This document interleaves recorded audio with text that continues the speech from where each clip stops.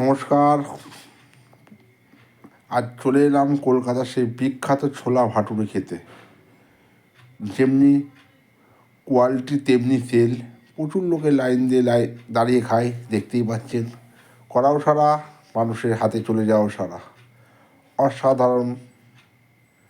আমি তো কলকাতায় কর্মস্থলে এলেই আমি এই জায়গাটায় এটা খাবই।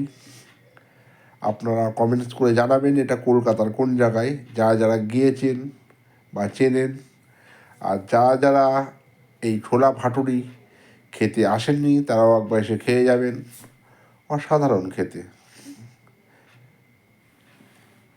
দেখছেন কোচ্চা থালা শেষ, সব চারিদিকে লাইন দিয়ে খাচ্ছে।